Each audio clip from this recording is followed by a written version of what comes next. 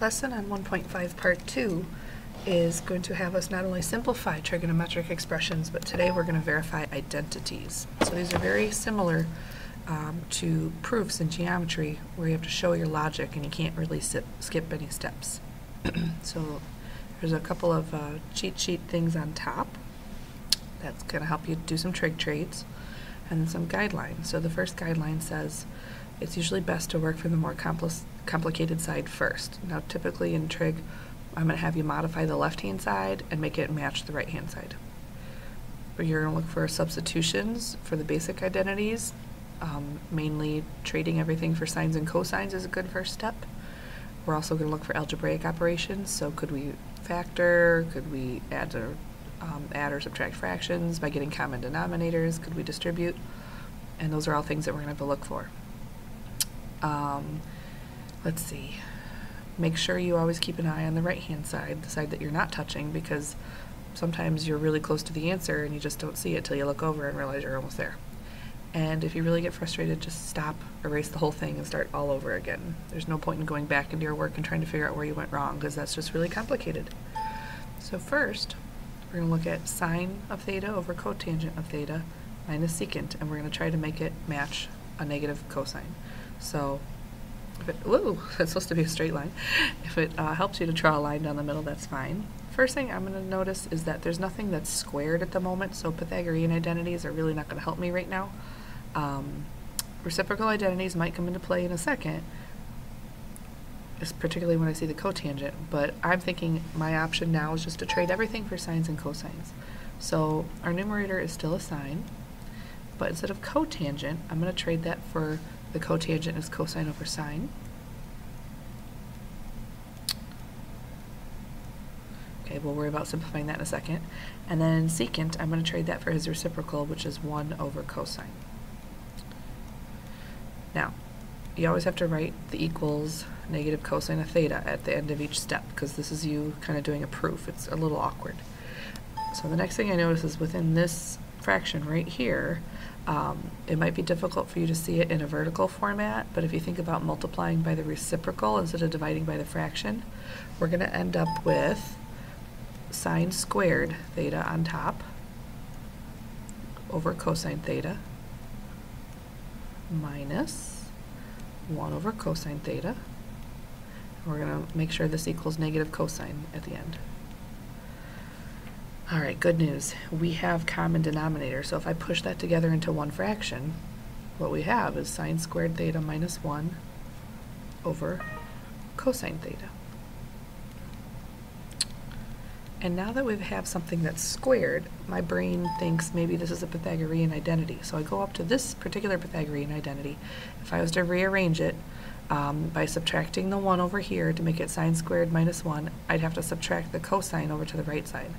So it actually turns out to be sine squared minus 1 equals negative cosine squared theta. So my next step, and I'm running out of room, so I'm going to kind of drag this up here, is going to say that sine squared minus 1 is actually a negative cosine squared theta. We still have our denominator of cosine. Oh, and I think we're almost done. So anytime I have something squared over itself, one of them is going to cancel, and that leaves us with, what do you know, negative cosine of theta equals negative cosine of theta. And that's exactly how your proof would, your trigonometric identity would have to look on your homework. I know you want to skip steps, but you can't. You have to show every single step. And if you're worried you're showing too much work, that's a good problem to have. So our next example, tangent of theta over cosecant of theta plus cosine, we have to make this equal secant. So again, I'm going to go ahead and trade things for sines and cosines because that looks like a logical start for me. So tangent of theta over cosecant is, let's see, tangent is sine over cosine. And then we're going to be plus cosine. We're going to see if this comes out to secant later.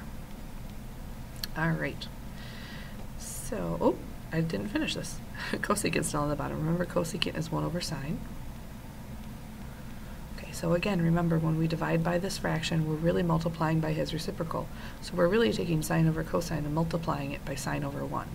So again, that gives us sine squared theta over cosine theta going to add it to cosine theta, and equals secant of theta. Now sine squared pops up, and that makes me think Pythagorean identities, but I don't think we're ready for that yet. What I'm noticing here is we've got two fractions, and a good technique here is when you have two fractions, you're going to want to try to add them together.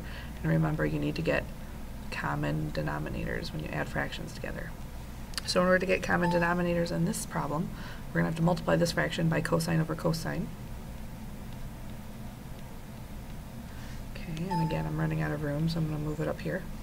So now my left-hand side says sine squared theta over cosine theta plus cosine times cosine on the top will give us cosine squared over cosine. And we're going to see if this comes out to secant. Now, right here, common denominator, so we can add these together, and we're going to get sine squared theta plus cosine squared theta over the common denominator of cosine. Let's see if this equals secant. Alright, I think two more steps and we're done. Sine squared plus cosine squared is really a 1. So this is 1 over cosine, and I hope you're seeing how we're going to finish up this problem.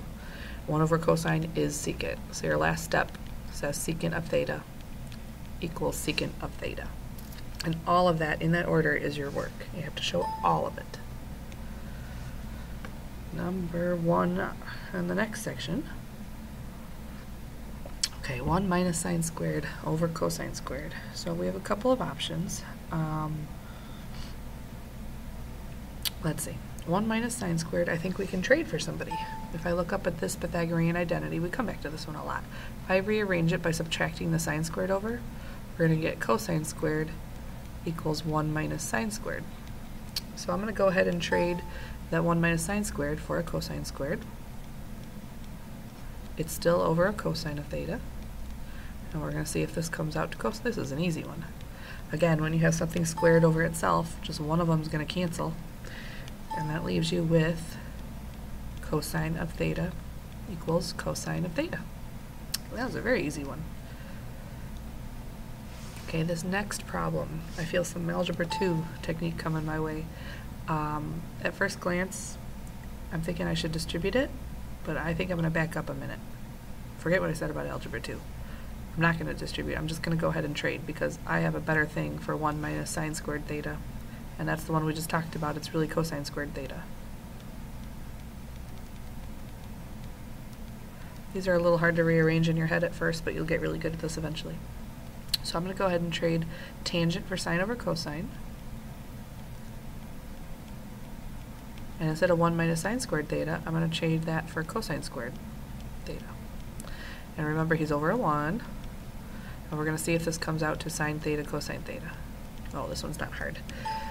Notice we've got some cross-canceling that can happen here. One of the cosines can cancel out. And I think we're done. That leaves us with a sine theta times a cosine theta, which is exactly what we wanted. So this problem is verified. Okay, number 3, 1 plus cosecant squared times cosine squared. We're going to see if that equals cosecant squared theta. So again, I see the 1 plus cosecant squared, and that makes me think that maybe we should do some trig trades. I think there's a typo on here. I think this was supposed to have parentheses around it. Sorry about that. So I'll fix that eventually. 1 plus cosecant squared.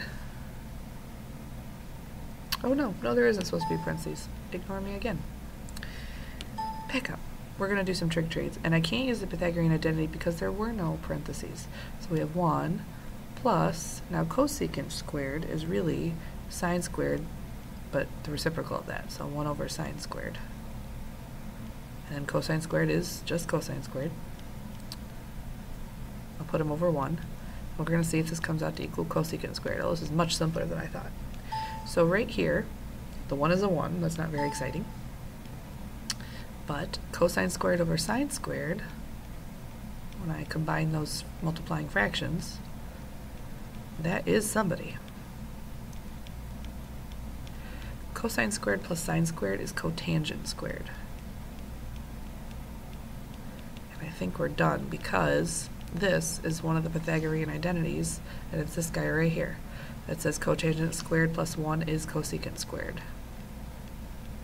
So we have verified this trigonometric identity. Number 4. Alright, I don't see anything to do algebraically, so I'm just going to start trading. Cotangent plus tangent would be, let's see, cosine over sine.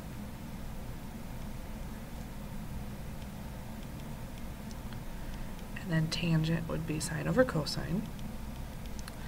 I know it feels like something should happen there, canceling, but we can't cancel anything right now because that's an addition problem. And remember, when we're adding fractions, we need to get common denominators, and I think that's the key to my next step.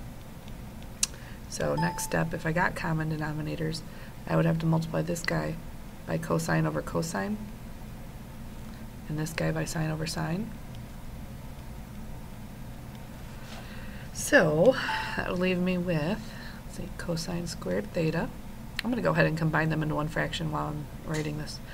Plus sine squared theta over cosine theta times sine theta. Whoops. And we want to make this come out to cosecant times secant, and I think we're almost done.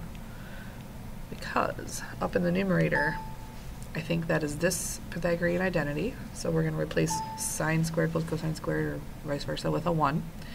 So we have 1 over cosine theta sine theta. And we're going to see if this equals cosecant times secant, and I think it does, and I think we're actually done.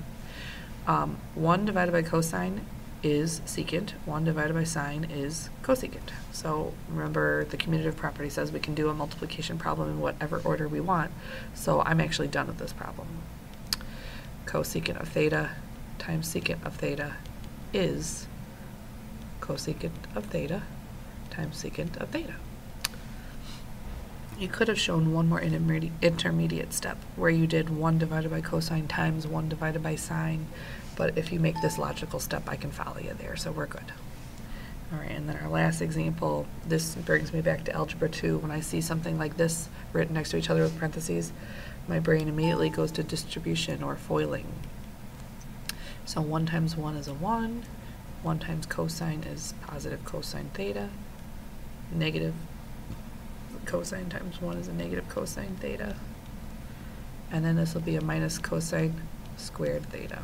And we're going to see if this equals sine squared. And I think, believe it or not, we're almost done. The cosines in the middle are going to cancel out, leaving you with 1 minus cosine squared theta.